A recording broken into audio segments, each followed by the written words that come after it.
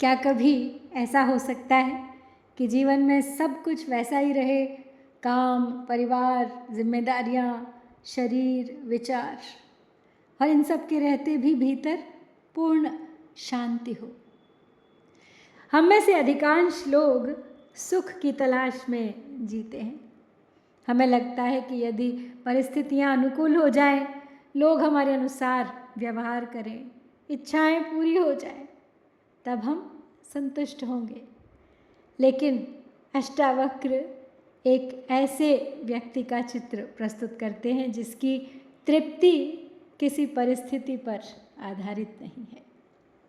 वो भिक्षुक हो या राजा, जाग रहा हो या सो रहा हो, बोल रहा हो या मौन हो, उसकी शांति अडिग रहती है। आज के इन 5 श्लोकों में अष्टावक्र हमें उस दुर्लभ अवस्था की झलक दिखाते हैं जहाँ मनुष्य स्वयं में विश्राम कर लेता है और फिर उसे संसार बांध नहीं पाता। तो आइए गुजरते हैं इन अद्भुत श्लोकों की गहराई में।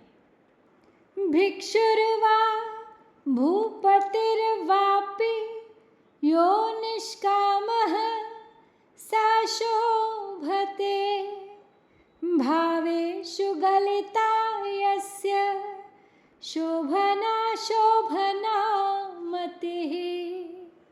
श्रेष्ठ और निकृष्ट दोनों भावनाएं शेष हो, निष्काम शोभित सर्वदा भिक्षु हो या नरेश हो। राजा हो या रंक, जो कामना रहित है वही सुशोभित होता है। जिसकी दृश्य वस्तुओं में शुभ और अशुभ बुद्धि समाप्त हो गई है वो निष्काम होता है। beggar or king, he excels who is without desire and whose opinion of things is rid of good and bad। यह श्लोक हमारी पूरी सामाजिक सोच को चुनौती देता है। दुनिया में सम्मान किसे मिलता है? राजा को, धनवान को, सफल व्यक्ति को। लेकिन अष्टावक्र कहते हैं कि ना राजा श्रेष्ठ है और ना भिक्षुक हीन है। श्रेष्ठ वह है जिसके भीतर कामना समाप्त हो गई है। यहाँ कामना का अर्थ केवल भौतिक इच्छाएं नहीं है। प्रशंसा की इच्छा, सम्मान की इच्छा, स्वीकार किए जाने की इच्छा, आध्यात्मिक उपलब्धि की इच्छा। जब तक मन किसी वस्तु या अवस्था को पाने के लिए भाग रहा है तब तक वो स्वयं से दूर है।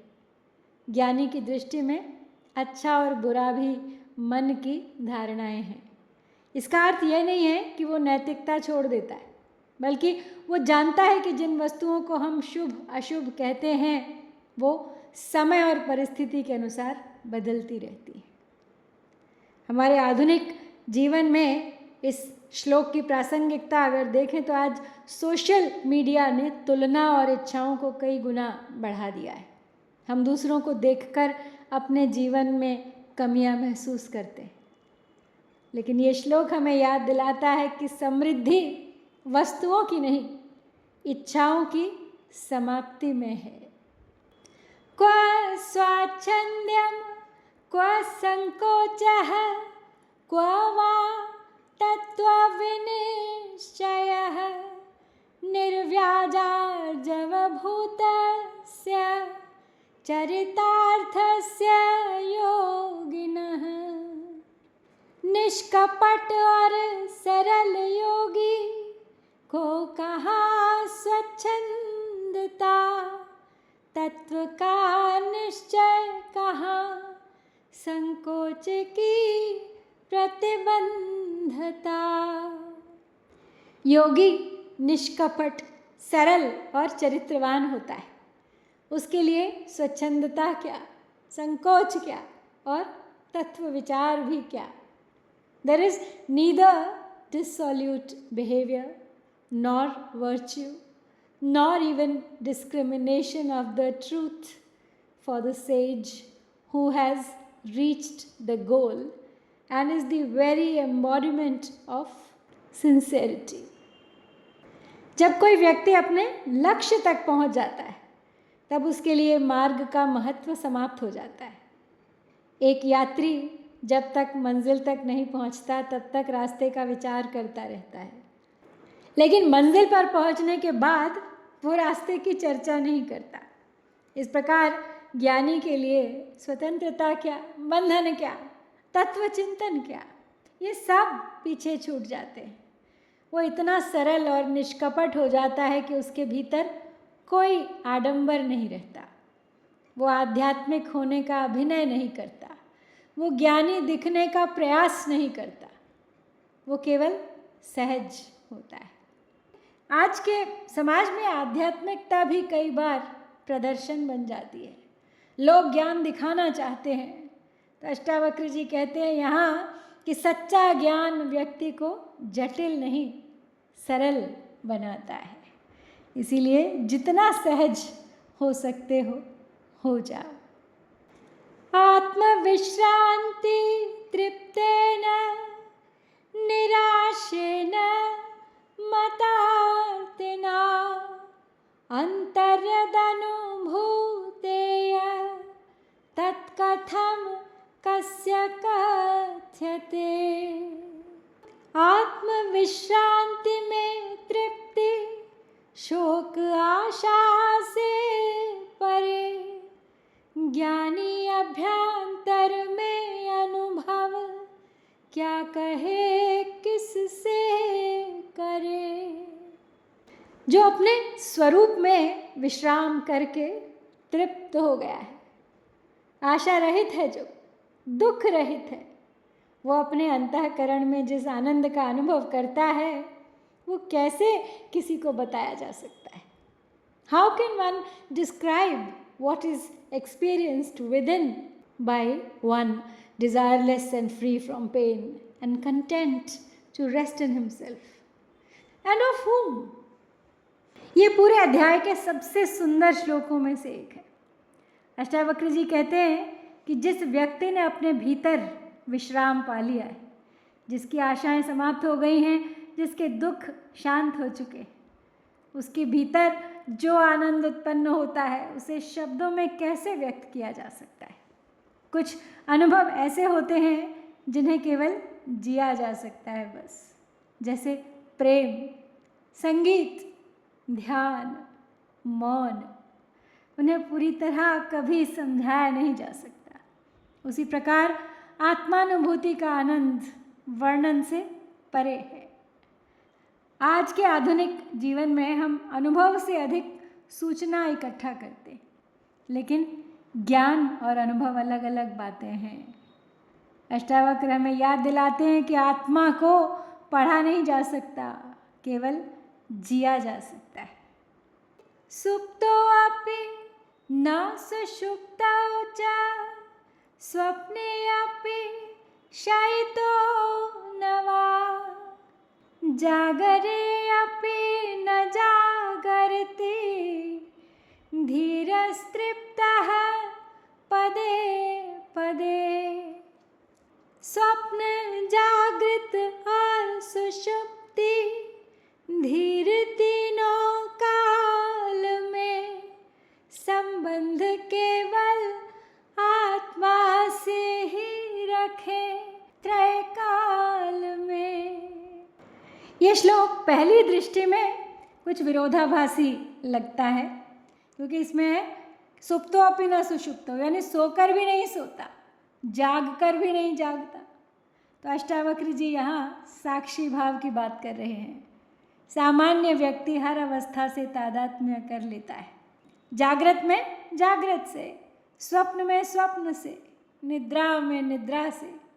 लेकिन ज्ञानी इन तीनों अवस्थाओं का साक्षी होता है। वो जानता है मैं जागृत अवस्था नहीं हूँ, मैं स्वप्न नहीं हूँ, मैं निद्रा भी नहीं हूँ, मैं वह हूँ जो इन सब का केवल अनुभव करता है। इसलिए उसकी तृप्ति किसी अवस्था पर निर्भर नहीं करती। हम सभी अपनी मानसिक अवस्थाओं को लगभग पहचान लेते हैं, ये कह के कि आज मैं खुश हूँ, आज मैं दुखी हूँ, आज मैं चिंतित हूँ, आज मैं परेशान हूँ। लेकिन क्या हम इन अवस्थाओं से बड़े नहीं हैं? क्या हम केवल ये अवस्था बनकर रह जाएं? इनसे हमें ऊपर उठना होगा, तभी साक्षी भाव की ओर बढ़ा जा सकेगा। ये श्लोक हमें उसी साक्षी भाव की ओर ले जाता है। ज्ञः सचिन्तोऽपि निश्चिन्तः सेन्द्रियोऽपि निरेन्द्रियः सुबुद्धिरपि निर्बुद्धिः साहंकारो नहंकृतिः। बुद्धि चिंता इंद्रियों के सहित भी और रहित भी, अहम से भी सन्निहित, ज्ञानी अहम से विहित भी। धीर पुरुष चिंतावान होने पर भी चिंता रहित होता है, इंद्रिय युक्त होने पर भी इंद्रिय रहित होता है, बुद्धि युक्त होने पर भी बुद्धि रहित होता है, और अहंकार सहित होने पर भी अहंकार रहित होता है। The seer is without thoughts even when thinking, without senses among the senses, without understanding even in understanding, and without a sense of responsibility even in the ego state. ये श्लोक ज्ञानी के जीवन का अद्भुत विरोधाभास प्रस्तुत करता है। वो संसार में रहता है लेकिन संसार उसके भीतर नहीं रहता। वो सोचता है लेकिन चिंता नहीं करता। वो इंद्रियों का उपयोग करता है लेकिन उनका दास नहीं बनता। वो बुद्धि का उपयोग करता है लेकिन बुद्धि की सीमाओं में कैद नहीं रहता। वो मैं शब्द बोलता है लेकिन उसके भीतर अहंकार नहीं होता। ये मैं अहंकार से भरा हुआ मैं नहीं है। यही जीवन मुक्ति है। बाहर सब कुछ वैसा ही रहता है पर भीतर सब बदल जाता है। अक्सर लोग सोचते हैं कि आध्यात्मिकता का अर्थ संसार छोड़ देना है। अष्टावक्र कहते हैं कि नहीं, मुक्ति का अर्थ है संसार में रहो लेकिन उससे बंधो मत। तो इन 5 श्लोकों में अष्टावक्र मुक्त पुरुष की बाहरी नहीं भीतरी पहचान बताते हैं। वो भिक्षुक भी हो सकता है, वो राजा भी हो सकता है, वो बोल सकता है, चल सकता है, कार्य कर सकता है, लेकिन उसके भीतर एक ऐसी शांति स्थापित हो चुकी है जिसे संसार छू नहीं सकता। उसने सुख का स्रोत बाहर नहीं अपने भीतर खोज लिया है। और जब मनुष्य स्वयं में विश्राम कर लेता है तब ना उसे कुछ पाने की जल्दी रहती है और ना कुछ खोने का भय। तो आज आपको इसी विचार के साथ यहाँ पे छोड़ती हूँ। आप भी सोचिए, आप कितने तृप्त हैं, कितने स्वतंत्र हैं, कितने बंधे हुए हैं और कितने मुक्त हैं। शीघ्र लौटूंगी अगले 5 श्लोक लेकर। शांति शांति शांति।